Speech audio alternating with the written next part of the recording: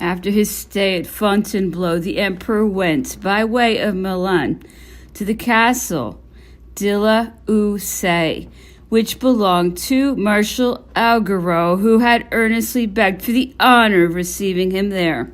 He spent the day there, a splendid fete having been prepared in his honor. Augereau was at that time under the influence of the genius whom fortune abetted. The emperor expressed the wish that the park should be thrown open to the crowds of people who had come from the surrounding districts to see him.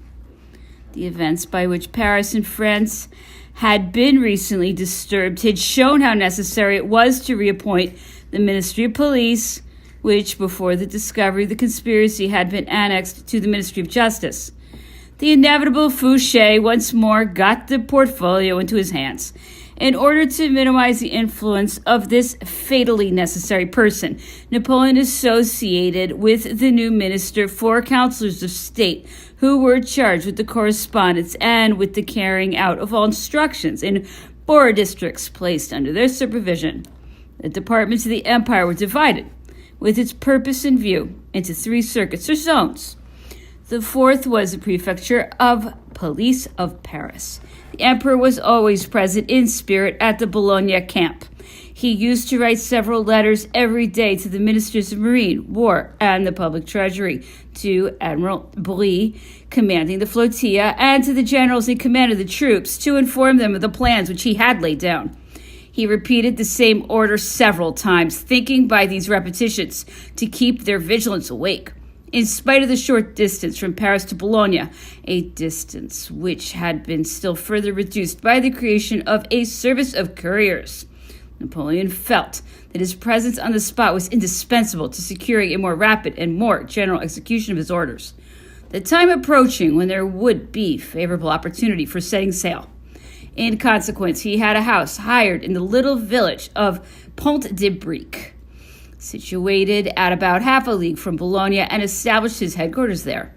It was a small country house of but poor appearance, composed of 1 main building with 2 wings and some outhouses.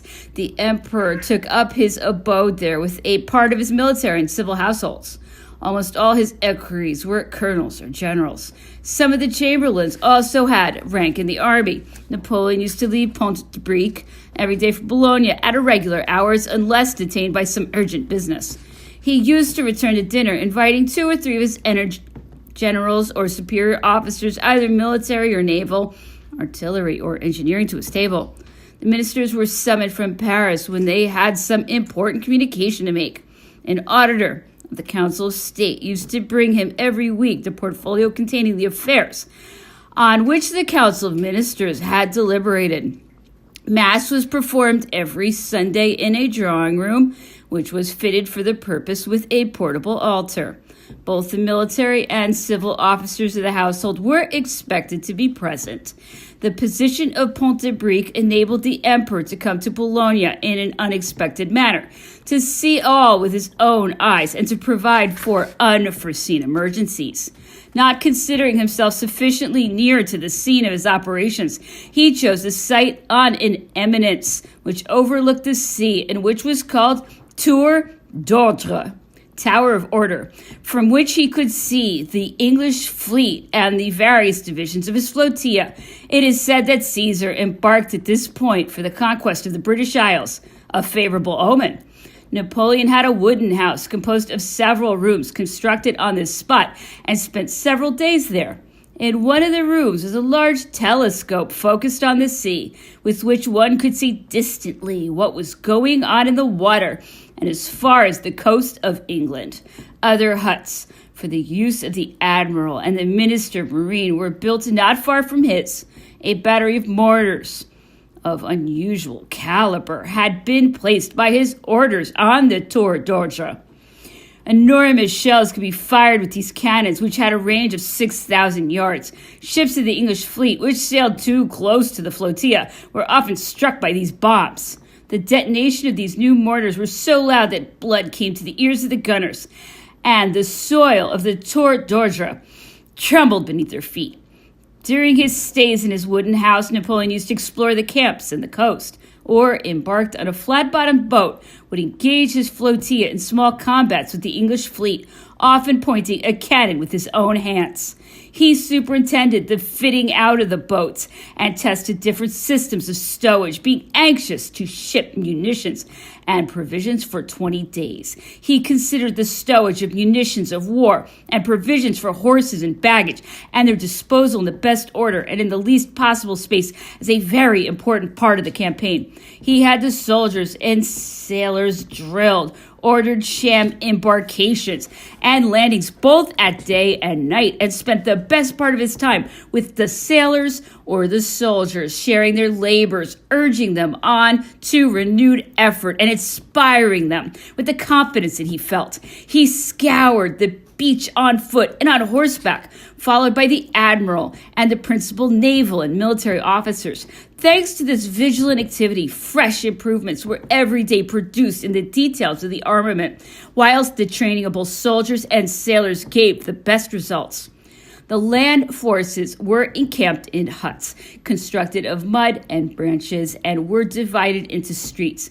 Each regiment, each brigade, and each division had its quarters separated from the others by broad avenues. Inscriptions expressing patriotic sentiments or testimonials of devotion to the emperor, some heroic, some comic, could be read on the fronts of these huts. The gunboats used to leave the various points of assembling detachments, coming to the general meeting place under command of naval officers, replying to the fire of the English cruisers, which were frequently driven back, doubling promontories under the protection of coast batteries, and with the escort of trains of artillery which accompanied them along the coast. When one thinks of these Homeric times, when the genius of Napoleon was multiplying his gigantic preparations for the invasion of the British Isles with the determination of striking our eternal enemy to the heart, there comes to one's mind a regret, which is often renewed. This regret is caused by the fact that the emperor, who had a prescience in things really great, should have thought it necessary to submit the American Fulton's invention, that is to say, the application of steam power to navigation, to the examination of the savants of the Institute. The members of the Institute, after 2 months' deliberation and experiments, declared that this invention was chimerical and impracticable. Experience has since shown on whose side was the error. Holland had not made less efforts than France to take part in the expedition against England. Nearly 450 vessels were assembled in the ports of Escaux and Meuse. It was a dangerous enterprise to bring them up to the French fleet. Napoleon wished that the honor of this undertaking should fall to a Dutch sailor, and Captain Verhuell was chosen by the Dutch government to be vested with this command. On his refusal, his brother, a simple lieutenant who asked for the post, was appointed. Lieutenant Verhuell had been retired from service for some years, but encouraged by the choice and the instructions of his brother, he accepted this perilous mission.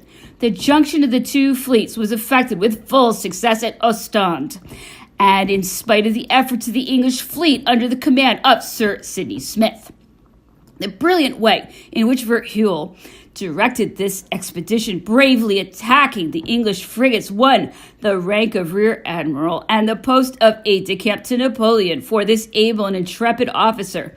Admiral Verhuell, entering the French service, was later on rewarded for his talents with the post of General Inspector of the northern coasts of France by his admission to the Senate and by his naturalization. He was for a long time one of the most distinguished members of the Chamber of Peers. It was at Bologna that the emperor received the news of the death of Admiral Latouche-Treville, which had occurred on August 19, 1804, on board the admiral's ship, the Buchan Tower, in the road of Toulon. The emperor was exceedingly grieved by his loss. He had placed great hopes in the talent and the energy of this general officer, both as regards the Bologna expedition and the reorganization of our navy. To replace Admiral Latouche-Treville, Napoleon had to choose amongst Admirals Brie, Villeneuve, and Rosalie. Admiral Brie could not be removed from the command of the Bologna flotilla, for which he was eminently suited. The emperor admitted the zeal and ardor of Admiral Rosalie, but feared his long absence at sea. Decré, Minister of Marine, guided his choice to Admiral Villeneuve, who was in command of the Rochefort squadron. Later on, Napoleon had reason to bitterly regret this choice of this officer, who, though brave and experienced, was a man of irresolute character. During the emperor's stay at the Bologna camp, Joseph Bonaparte was nominated colonel of the 4th Infantry Regiment and at the same time was appointed Grand Elector.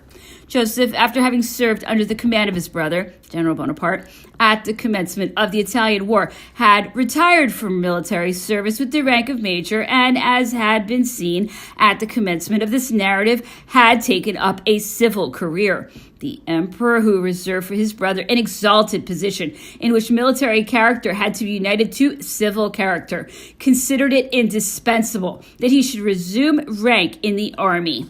At the time of the breaking up of the Bologna camp, the colonel of the 4th Infantry Regiment became general of brigade. He was therefore already vested with this rank when the emperor appointed him lieutenant and entrusted him with the command of the army, which was destined to conquer the kingdom of Naples after the signing of the peace at Pressburg. The emperor's fete was celebrated at Bologna with unusual pomp and ceremony, and afforded those who were present a really magnificent spectacle. Napoleon, raised aloft on a throne which was canopied by flags and colors taken from the enemy, surrounded by his ministers, marshals, chief officers, senators, deputies, and others present with the army, towered over the camps and the sea. 100,000 armed men grouped around his throne were at once the spectators of and the actors in this triumphal feast. The Grand Chancellor of the Legion of Honor presided over the ceremony of the distribution of decorations, which had been placed in the helmets or on the shields of Bayard and de Gouselin, which had been brought for the purpose from the museums in which they had been resting. The emperor handed each man his decoration. The chair which had been prepared for him had not been chosen with the same happy inspiration as the magnificent pieces of armor which served as receptacles for the crosses of the Legion of Honor. It was a chair which was held in some ridicule by the popular mind. It was namely the chair of King Dagobert. During the space of 3 hours, the various regiments marched before the imperial throne to the sound of 100,000 cries of "Long live the Emperor," to the noise of 1,000 drums, and the salutes of 3,000 pieces of artillery. In the meanwhile, attention was attracted to the sea by the bustle caused by the arrival of a fleet of 50 ships from Havre, in stormy weather and under the eyes of the English cruisers. Tables laid for 400 covers each had been set up in front of the camps and along the quays. All the members of the Legion of Honor, numbering 2,000, took their places at these tables. A display of fireworks was postponed till the morrow, owing to the violence of the wind. The preparation of this solemnity, which was remembered for years, had been made during Napoleon's absence on a visit of 10 days to the port of Calais, Dunkirk, Ferns, and Ostend. The emperor had written to Princess Hortense complaining of having received no news of her. This princess, accompanied by the Prince and Princess Murat, came with her son to Napoleon to spend a few days at Bologna after the emperor's fete. They lived in a small country house on the banks of the river Liane, quite close to headquarters. Princess Louis often took her son to see the emperor, who was very fond of his little nephew. It was during one of his stays at Calais that Napoleon deprived Monsieur Chaptal of his portfolio as Minister of the Interior. This department was entrusted to Monsieur Portalis, Minister of Public Worship, pending the appointment of a successor to Monsieur Chaptal, an event which took place 2 days later. Monsieur de Champagny being nominated Minister of the Interior, Mr. Chaptal entered the Senate. I have heard Napoleon complaining about this minister on the ground that he did not take any opportunities of speaking to him, that their personal relations were too few and far between, and that he too rarely informed him of the various affairs which were being dealt with in his department. It may be that the emperor yielded to certain prejudices which were inspired by his recollections of the failure of the experiment he had tried in entrusting the same ministry to Laplace, who had to be replaced by Lucien Bonaparte. He may have thought that savants lost by being diverted from their studies and were incapable of devoting themselves entirely to the numerous details of a great administration. This was, however, not the case with Monsieur Chaptal, who was a practical savant. As a matter of fact, however, he continued to enjoy Napoleon's favor and esteem. The emperor took constant opportunities of showing this distinguished savant the high esteem in which he held his talents and gave him many proofs of his favorable disposition towards him. Monsieur Chaptal had succeeded Lucien Bonaparte in November 1800, first of all as charged with the portfolio during his absence and afterwards as his definitive successor. It is known that Lucien's removal was occasioned by the publication of a pamphlet entitled Parallèle de César, Cromwell et Bonaparte. Is there a similarity between Caesar, Cromwell, and Bonaparte? Which it was thought was intended to prepare the public mind for the foundation of a new dynasty. On the publication of this book, Fouché, who was Lucien's enemy, came and pointed out that it was producing a bad effect and offended those who, in the various bodies of the state, in the army, or in the different ranks in society, had not abandoned their Republican sentiments. It is not probable, as has been reported, that this book was planned out by the two brothers together. Napoleon had no need to sound the hearts of the people or to prepare the nation for the hereditary idea, since he was very well aware of the existence of a general tendency of the public mind towards these ideas. Fontaine, who lives in the confidence of Lucien and Madame Bacciochi, was the author of the Parallel. He had just returned from exile and was receiving an allowance from the ministry, and being an ambitious man, took this opportunity of showing his zeal to his patrons and of getting himself known. Lucien adopted Fontaine's work and accepted all responsibility for it, allowing it to be sent out under the stamp of his ministry, thus giving it official publication in the departments. Excited by the exaggerated reports of the Minister of Police, Napoleon blamed his brother. This circumstance, together with their disagreements on matters of politics and of government, and with Lucien's pretension to be his powerful brother's sole confidant, brought about a coolness between them. Lucien received orders to go to Spain and to induce the government of that country to unite with France in forcing Portugal to break up her relations with England. Whether then this publication was made by the Minister of the Interior with or without Napoleon's consent, the part which Lucien took in it proves the error of those who have been pleased to attribute to him a spirit of opposition to his brother's plans for the future, or who have considered his alleged resistance to these plans as the reason of their disagreement. Lucien Bonaparte filled his mission in Spain with brilliant success. He snatched this country away from English influence and concluded at Madrid numerous diplomatic conventions, which were very favorable to France. On his return to Paris, he became first deputy and then senator and was endowed with a senatorship on the left bank of the Rhine. He supported the laws presented by the government before the tribunate with remarkable talent. The institute admitted him to its membership. Lucien enjoyed in peace the goods and honors which the first consul bestowed on his family, and all the respect which his name and talents had won for him. He was called to share the lofty destinies which awaited his brother when a marriage which could not meet with Napoleon's approval, once more disturbed the good understanding which seemed to reign between them. It was in vain that Napoleon pointed out to his brother what objections there were to his entering upon this marriage. He went so far as to forbid the mayor of the 10th circumscription of Paris to perform the ceremony of the marriage. Lucien left Paris suddenly, went to Plessis-Charmant, a country house which he possessed in the neighborhood of Senlis, and had the civil and religious ceremony of marriage performed by the village priest, who was at the same time mayor of the commune, before the first consul could interfere.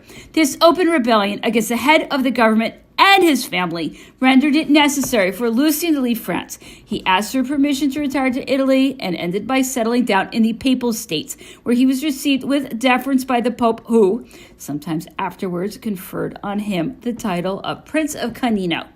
Lucian ceased to wear the insignia of the Legion of Honor, showing a French general one day at Rome the cross of his order, which he had put away in a drawer, and being advised by the general to wear it, he answered, "No, one must not humiliate oneself too much."